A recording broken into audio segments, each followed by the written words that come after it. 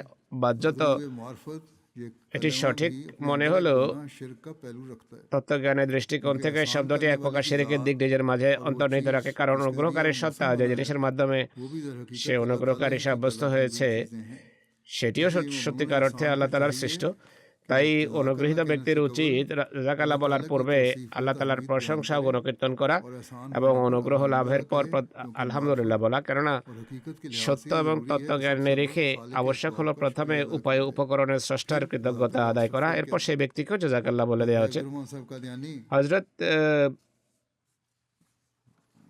মসিহ মউদ আলাইহিস সালামের লাহোরের শেষ সফর সংক্রান্ত একটি তথ্যবহুল প্রবন্ধ লিখেছেন। তাদের লেখেন যে বেলা গড়ানোর সাথে সাথে ব্যবস্থাপকগণ দাওয়াতের প্রস্তুতি শুরু করলেন। একে একে সম্মানিত অতিথি ও গণ্যমান্য ব্যক্তিদের বাহন আসতে শুরু করে।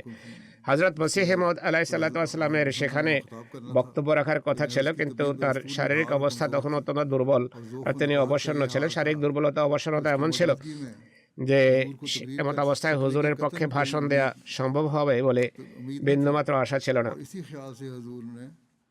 এই চিন্তা করে এই হুজুর মৌলানা নুরউদ্দিন সাহেবের কাছে নির্দেশ পাঠালেন যে আপনি আগত মেহমানদের আধ্যাত্মিক খোরাকের তথা ভাষণের ব্যবস্থা করুন।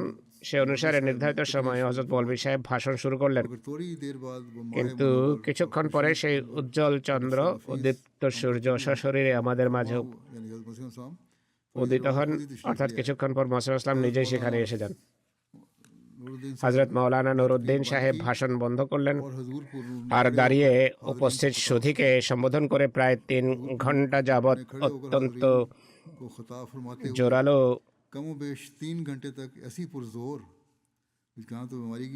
তথ্যবহুল ও তথ্যজ্ঞান সমৃদ্ধ বক্তব্য রাখেন, অথচ এর পূর্বে তার জন্য দাঁড়ানো কঠিন ছিল।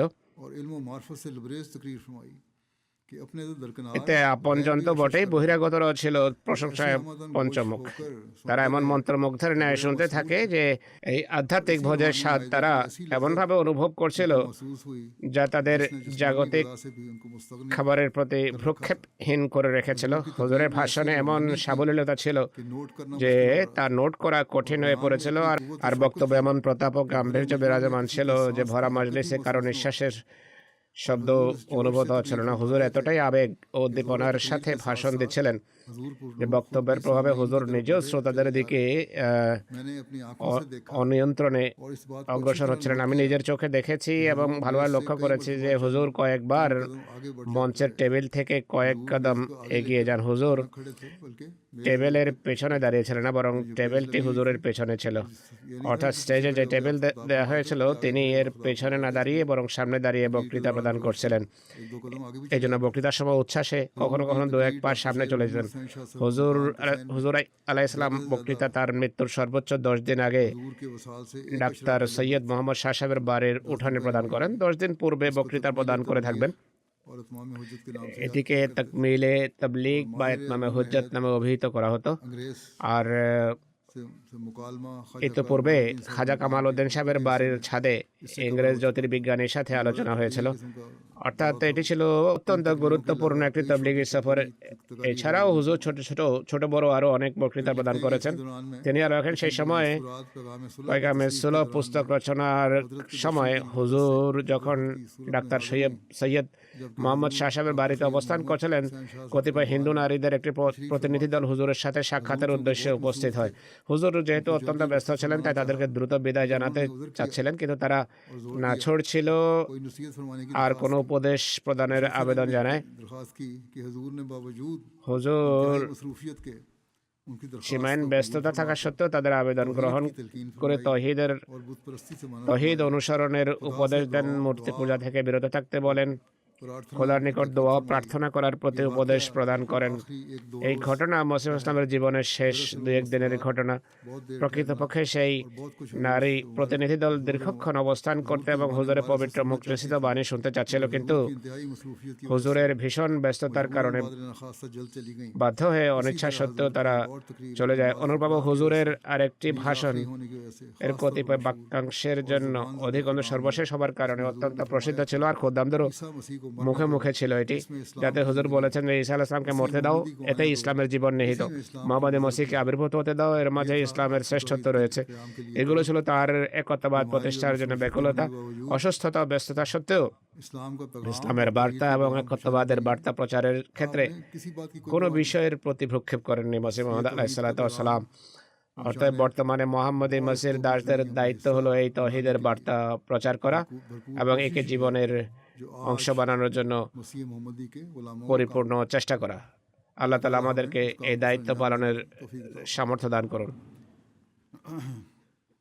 दुनिया के हालात বর্তমানে और मुस्लिम दुनिया के हालात के लिए बताइए মুসলিম বিশ্বের অবস্থা সম্পর্কে সবাই অবগত আছেন যে কি ঘটছে। অনেক বেশি দোয়ার প্রয়োজন। যুদ্ধবিরতি लेकिन ये देर पर नजर नहीं आती আপাত দৃষ্টিতে अभी से दरारें पड़नी হলেও এটি বেশি দিন টিকবে বলে মনে হচ্ছে না। पहली हुकूमती कोशिश এতে ইতিমধ্যেই ফাটল ধরতে শুরু করেছে। ইসরায়েলি সরকার কোনোভাবে লেবাননে হামলা করে ইরানিদের উস্কে দিতে চাচ্ছে और वो जवाब दें যেন ইরানিরা পাল্টা উত্তর দিতে পারে।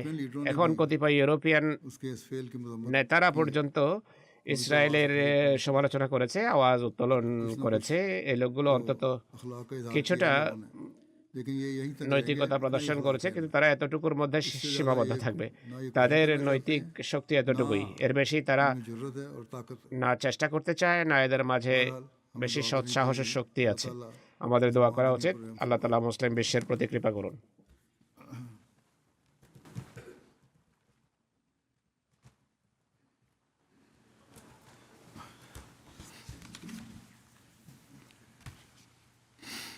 الحمد لله نحمده ونستعينه ونستغفره ونؤمن به ونتوكل عليه ونعوذ بالله من شرور أنفسنا ومن سيئات أعمالنا من يهده الله فلا مضل له ومن يضلل فلا هادي له ونشهد أن لا إله إلا الله ونشهد أن محمدا عبده ورسوله عباد الله رحمكم الله إن الله يأمر بالعدل والإحسان وإيتاء ذي القربى وينهى عن الفحشاء والمنكر والبغي يعظكم لعلكم تذكرون اذكروا الله يذكركم وادعوه يستجب لكم ولذكر الله أكبر